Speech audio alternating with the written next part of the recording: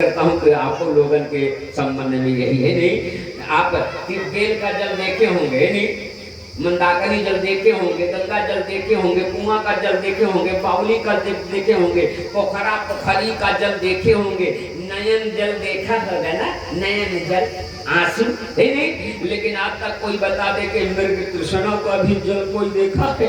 नहीं, मृग तृष्णा का जल ही नहीं होता तो क्या स्नान करेगा। मतलब ये व्यक्ति जो कह रहा है कि ये मृग तृष्णा के जल में स्नान करके आया है, ये पागल है, बिल्कुल समूचा पागल है। तो उस पे हम कोई कमेंट नहीं करेंगे, कोई हम चर्चा नहीं करेंगे। आज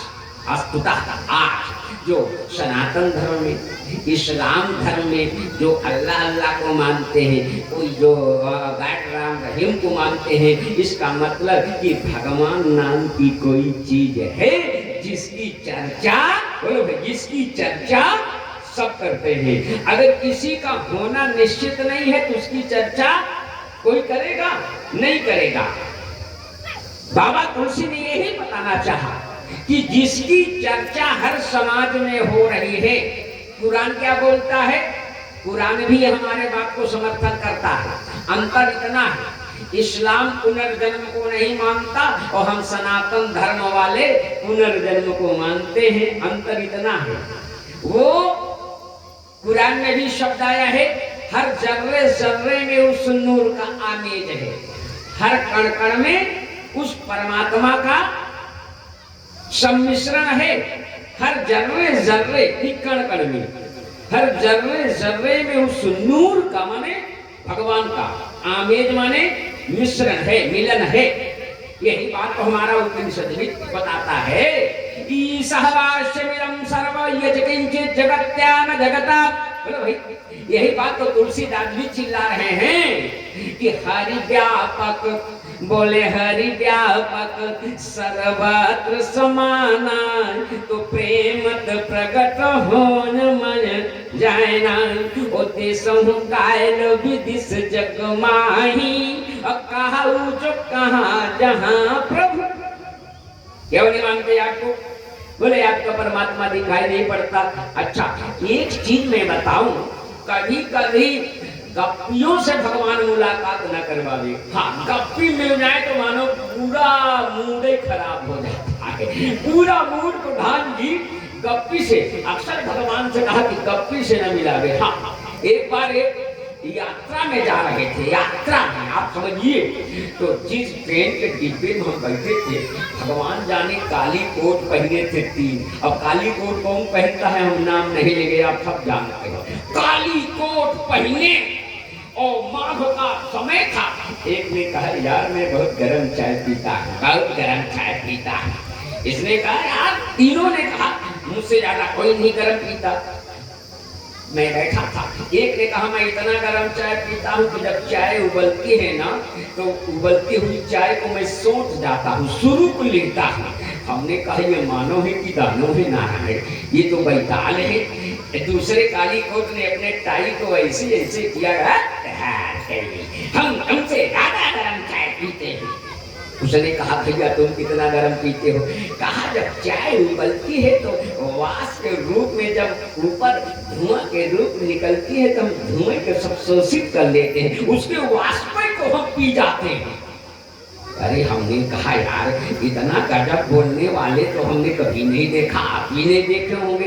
झूठ लोग 1% 2% बोलते होंगे, युधिष्ठिर जैसे है नहीं, युद्धे स्थिरः इति स युधिष्ठिरः, धारणेन स्थिरः इति युधिष्ठिरः। युधिष्ठिर जैसे भी झूठ छिप सकता है। अश्वत्थामा मरो नरो वा कुंजरो, लेकिन ये तो गजब झूठे आदमी है। सरके ने कहा हमसे ज्यादा कोई गर्म चाय नहीं पीता। हमारा कान खड़ा हो गया कि ये भी नारायण अब का बाकी है, ये आगे खाने वाला बाकी है। उसने कहा मैं बहुत गर्म चाय पीता। कहा कैसे? कहा मैं चीनी, चाय के पत्ती, दूध, इलायची ये सब अपने मुख में लेकर के और गैस चूल्हे पे बैठ जाता है। मैं इतना गर्म चाय, हमने कहा था नालायक नहीं तो इतना गर्म चाय पीता है कि चूल्हे पे अब सोचिए, तो गप्पियों से भगवान बचावे। सारा काम गप्पी ही सब नष्ट कर देते हैं। आज कोई काम बहादुर नहीं है, राय बहादुर तमाम प्रधान जी मिलेंगे। हमको समाज में आवश्यकता है काम बहादुर की, है नहीं? जो आप सबके कंधों से कंधा मिला करके महाराज जी ऐसे करो इतना बड़ा भंडारा हो जाए, महाराज जी हम सब आपके साथ में हैं, इतना बड़ा कार्य हो जाए। राय बहादुर तो बहुत मिले हैं, लेकिन काम बहादुर कब मिलेंगे? गप्पियों से भगवान बचावे। एक छोटा निवेदन मैं करूं, समय की सीमा के अंतर्गत वाणी के परिधि में विश्राम लगाएंगे। एक बार बाबा तुलसी भी फंस गए। हाँ, फंस गए। हाँ, बाबा तुलसी भी फंस गए। राजापुर वाले यहाँ से 1500 किलोमीटर, 15 किलोमीटर, हम 1500 बोल दिए तो आप लोग झूठे पूरी हिला। ये है आपका प्रेम कि वक्ता कुछ बोल जाए लेकिन ये प्रेम का प्रतीक है नहीं? सेवरी आप देखिए, भगवान के गुज्जबा फेंक दे, ढकलोई खवा है। आप यहाँ से near about 10-12 kilometre Rajapur. Tulsidas से भी एक बार गप्पू से मुलाकात हुई। एक गप्पी आया, कहा बाबा तुलसी ने कहा अब खासा फंसे, ये 12-13 है, ददुआ सीताराम के गंगे वाले हैं। एक ने कहा बाबा हमारी बात सुनो, हमने कुछ देखा समाज में। बाबा तुलसी ने कहा फट से बोल दो, कहा बरुजामय सस सींग विषायना। बाबा खरगोश के सींग निकली रही। बरुजामय, बरु माने हो सकता है, जिसको इंग्लिश में कैन कहते, कैन माने सकना। बरुजामय सस सींग विषाना। बाबा तुलसी ने कहा हो सकता है। एक गप्पी आया, उसने कहा बाबा इसकी बात छोड़ो, हमने आकाश में फूल खिले हैं जी, फूले नभ बरु बहुविधि फूला। बाबा ने कहा महाराज बाबा कहूँ किताबों में नहीं पढ़ेगी, क्या बोल रहा है? एक गप्पी और आया, गैंग से भगवान बचाने प्रधान जी। एक गप्पी और आया, उसने कहा बाबा हमारी बात सुनो। बाबा ने कहा बोलो। कहा बंध्या सुत धरी काहू मायरा। एक चौराहे पे बांझ के लड़के को नाम था मुन्नू। कुछ लोग पिटाई कर रहे थे। बाबा तुलसी ने कहा ये पागल है क्या यार, जब बांझ है तो बच्चा कहाँ से पैदा होगा? बोलो भाई, बंध्या सुत धरी ओ काहू मायरा। बाबा संत थे तुलसीदास। कहा हो सकता है बांझ के लड़के को मारते रहे हो भाई, तुम कह रहे हो तो। बाबा संत झगड़ा नहीं करते। बाबा तुलसी ने कहा हो सकता है। इतने में एक और आया, मोटा मोटा काला काला। कहा बाबा हमारी बात सुनो। क्या? हिमते अनल प्रगट बरु होई। बाबा हिम माने बर्फ से आग निकल रही थी। बाबा ने कहा बाप रे बाप, बर्फ से आग?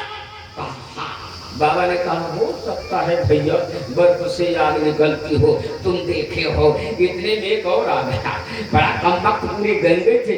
आप लोगों को भी ये दुख गप्पियों से दूर रखे।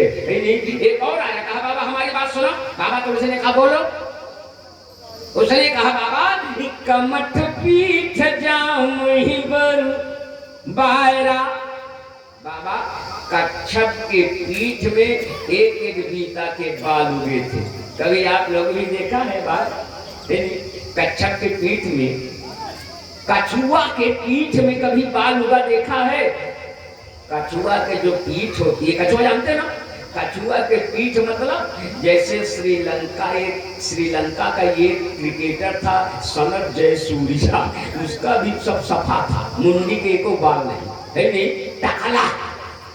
कहा बाबा कमट पीठ जा मही बरुबारा। बाबा ने कहा हो सकता है। एक और आया, बाबा ने कहा तुम क्या बताते हो? गजब बात उसने कहा प्रधान जी, बारी मथे घृत होय। उसने कहा बाबा तुलसी 4 ड्रम पानी को मथाने डाल करके मथा गया और नैनू का लोंदा निकला। लोंदा मतलब समझते हो ना? हाँ, अब तो आप लोग माथे नहीं मारती हो, दुधवा बेच लेती हो, न तो यज्ञ में देती हो न तो कहीं है। बारी मथे घृत होय। पानी मथने से घी निकला। बाबा ने कहा मोर बप्पा, पानी मथने से घी निकला? समुद्र मंथन से 14 रत्न निकले, ये तो हमने देखा है, सुना है, जाना है। आप भी जानते हो ना?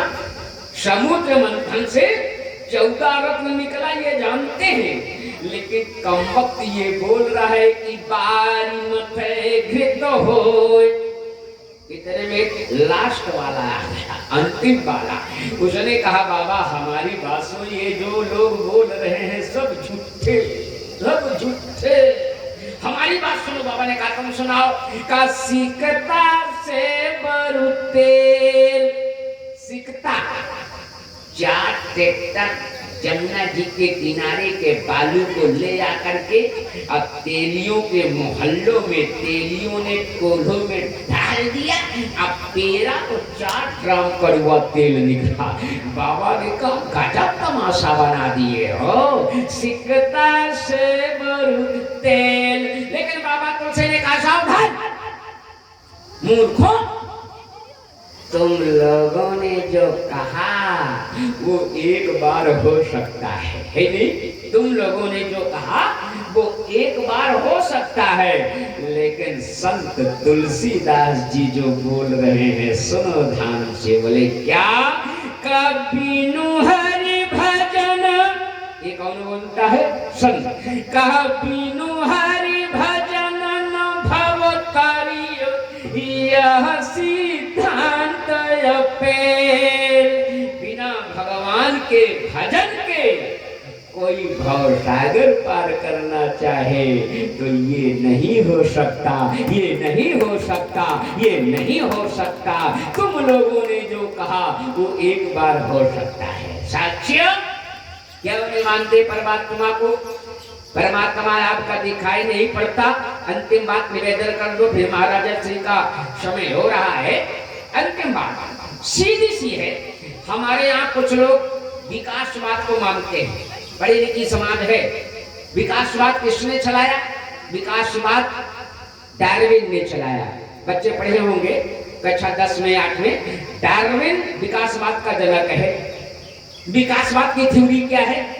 अच्छा, हम लोग जो संस्कृत पढ़ने वाले छात्र हैं उनसे विज्ञान पढ़ने वाले छात्र बड़ा हंसी मजाक करते हैं, अरे ये तो संस्कृत पढ़ रहे हैं। यानी जब यहाँ एक बार आपको याद होगा हमारे यूपी में एक राज्यपाल था, नाम नहीं लेंगे कम वक्त का राज्यपाल था। उसने बनारस जैसे शहर में संस्कृत भाषा को जानते हो क्या बोला था? कहा संस्कृत भाषा बैलगाड़ी है।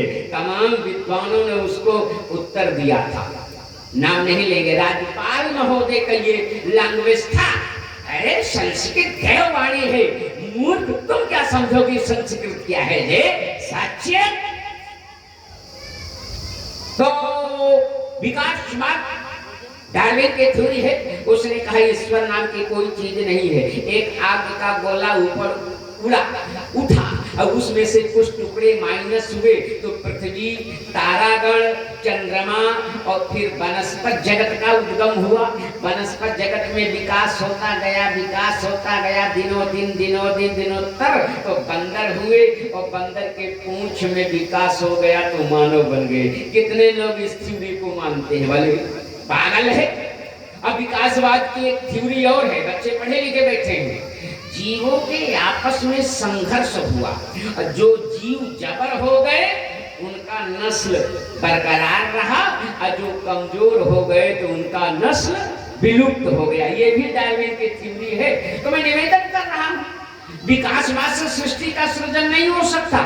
बोलो भाई, ईश्वरवाद होना जरूरी है, अवतारवाद होना जरूरी है। जब तक ईश्वरवाद नहीं होगा तो विकासवाद का संभव नहीं हो सकता। बोलो भाई समझो।